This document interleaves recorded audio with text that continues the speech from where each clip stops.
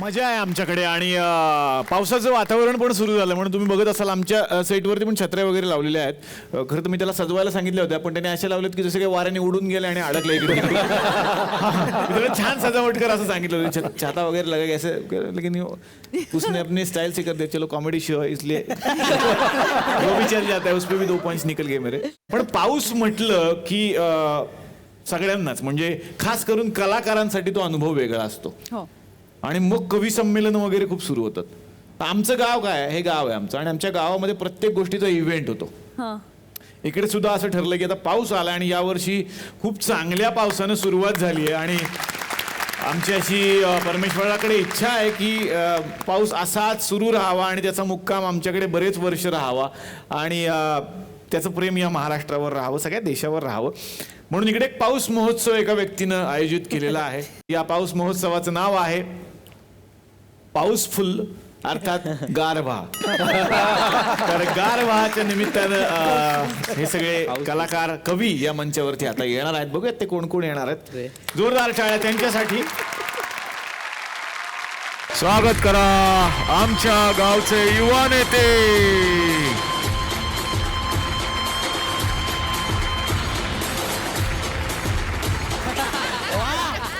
नमस्कार नमस्कार नमस्कार नमस्कार मंडळी.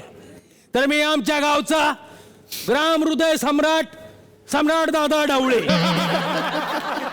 तर मंडळी भिजताय ना, भिजलंच पाहिजे. हे दर पावसाळ्याला मी तुम्हाला बोलत असतोच. आता माझा हा डायलॉग काही सिरियलवाल्याने मी चोरलेला आहे, ती गोष्ट आली ना. असो, तर गावाच्या विकासासाठी तरुण रक्त पुढे आलं पाहिजे, तरुणांनी काहीतरी केलं पाहिजे, याच्यासाठी मी नेहमीच प्रयत्नशील असतो. असे सगळे तरुण मी पुढे घेऊन आमच्या कार्याला सुरुवात करत असतोय. अरे माझी सभा आहे का प्रायोगिक नाटक आहे? 2च जण जमले ते बी काही न कळल्यासारखे हसायलेत नुसते. कार्यकर्ते कुठे गेले माझे? कार्यकर्ते सम्राट दादांचा विजय असो, सम्राट दादांचा विजय असो. असू दे असू दे दादा. असो असो. अरे ए मुस्कुल तोंड्या, कुठं होता तू? दादा कॉलेजच्या गेटवर गेलो तो उभा राहायला. अरे तुला कितीदा सांगितलं कॉलेजच्या गेट समोर पोरी टापत उभा राहा, जाऊ नको. दादा तुमचंच काम करीत होतो. माझं काय काम रे? दादा तुम्हीच म्हणले ना दिवस रात्र एक करा. आता एकच लक्ष 20 आणि 19. अरे टमकाळ्या, 20 आणि 19 नाही रे, ते 2019 येते. अरे 2019 म्हणजे 2019चं इलेक्शन. त्या दृष्टीनं काम करा. अरे प्रत्येक गोष्टीचा असा इव्हेंट करता आला पाहिजे, सोहळा करता आला पाहिजे, कळलं का? म्हणजे आता माग आपल्या मंदिरासमोरचा भिकारी मेला का नाही, तरी त्याचा सुद्धा मी सोहळा केला. अरे त्याच्या माग पुढे कोणी नाही, तरी मृताच्या नातेवाईकाला 10,000 रुपये जाहीर करून टाकले मी. टाळ्या नको वाजू रे, टाळ्या नाही. तसा प्रत्येक गोष्टीचा सोहळा करता आला पाहिजे, इव्हेंट करता आला पाहिजे. पण आता पावसाचा इव्हेंट केलाय, त्याचा राजकारणाचा काय संबंध आहे? तुला सांगतो, इलेक्शन जिंकल्यावर ज्या बंगल्यात राहायला मिळतं त्याचं नाव सुद्धा वर्षा आहे. म्हणजे 5 वर्षात काही केलं नाही तरी चालतं, पण शेवटच्या वर्षात दामधूम करून टाकायची. करणार दादा, सोहळा करायचा, सोहळा. बरं काय मी काय म्हणतोय, आपल्या या पावसाच्या इव्हेंट साठी तू काही ते लोक बोलणार होता, बोलले का? तयारी केलेली आहे. पुणे मुंबईवरून कलाकार बोलवले आपण. मग अरे मग बोलव म्हणजे काय तुम्हाला सांगू ना, आत्ता जे बोलवतो ना मी त्यांना, खतरनाक माणूस, त्यांची लय हवा आहे. असं कोण? आपले काय गावकर काका. या काका.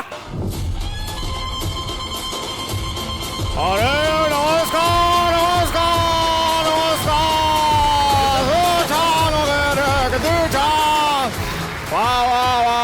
अरे नमस्कार नमस्कार. असं इतकं सुंदर म्हणजे तुम्हाला सांगतो अमृताजी शेखर, तुम्हाला सांगतो तुमच्यावर तर पोरांनी गाणी बनवली आहेत, या रावजी आणि बसा रावजी आणि वगैरे असं. म्हणजे बघा ते हसले माझ्या जोकवर, म्हणजे ते मराठी गाणी ऐकता.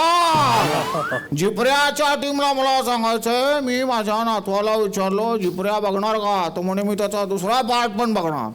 अरे म्हणलं जिपऱ्याच्या दुसऱ्या पार्टचं नाव काय असेल?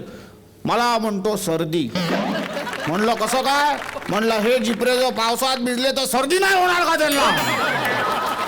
तुम्हाला सांगतो इतका समाज बदललेला आहे, समाज बदलला वगैरे, नवी पिढी बदलली वगैरे. आपल्या वेळेला काय सुंदर पाऊस असायचा नाही का हो?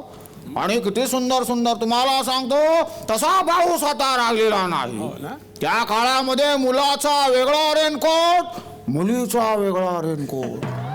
तुम्हाला सांगतो आता सगळं वेगळं झालं. परवा माझ्या नातवाला मी म्हणलो, अरे तुझ्यासाठी रेनकोट नको का आणायला? म्हणे माझ्या मैत्रिणीने घातलाय. अरे म्हणलं तो तिचा झाला. म्हटला नवीन टेक्नॉलॉजी आहे, एकाच रेनकोट मध्ये दोघे. म्हटलं म्हणजे? म्हणला नवीन कंपनी आली आहे आशिकी रेनकोट नावाची. बघा कसला रेनकोट बघा त्यांची.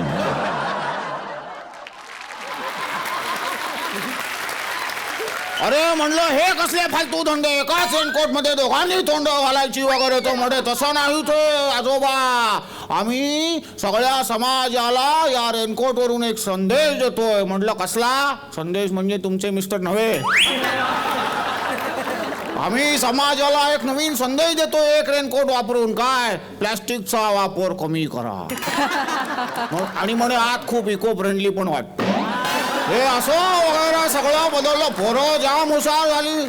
त्याला मी माझ्या नातवाला विचारलं, म्हटलं पाऊस कधी येतो रे? तो म्हटला निवडणुकीत येतो. म्हटलं कसं काय? म्हणे उगाच का राजकारणी एकमेकांच्या अंगावर चिखलफेक करतात. असं काही नसतं. पाऊस पाऊस असतो, राजकारणाचा काय संबंध? अरे वा, असं सुंदर फुलांनी सागत वगैरे. मला इतकं छान वाटतं. तुम्हाला सांगतो तुमच्या, तुम्ही कोण मंडपवाले का? मंडपवाला नाही, सगळं मंडळ माझं आहे राव. सांगणं कोण आहे मी? अरेंजर आहेत काका, अरेंजर. अरे अरेंजर कमी, हा डेंजरच जास्त वाटतं मला. तुम्हाला सांगतो कुठल्या सुद्धा कार्यक्रमात गेलो ना, अरेंजर ओळखायचा असेल तर एक, जो सगळ्यात डेंजर तो अरेंजर. नमस्कार, मला तुम्ही बोलवलात, फार आनंद झाला वगैरे वगैरे वगैरे. असं छान इथे मंचावरती बसून कवितांचा कार्यक्रम वगैरे. बसा बसा. अजून कोणाला बोलिले रे बाबा? दादा एक प्रॉब्लेम काय झालं? आहे. एक बाई आहे हा. ना, तिला त्रास देते. बाई त्रास देते? ती काय माहिती माझ्या दरवाजा पुढे जो मांडवला ना तुम्ही, आता मला लय त्रास आहे. तिच्याशी पहिले बोलून घ्यायचं काय? बोलू तिला. या पुणेरी बाई या. अरे बापरे, तो पुन्हा बंद करा, बंद करा, बंद करा. हे सगळं बंद करून टाका. तुम्ही काय काय वाजवताय? बंद करा, बंद करा. काय हे?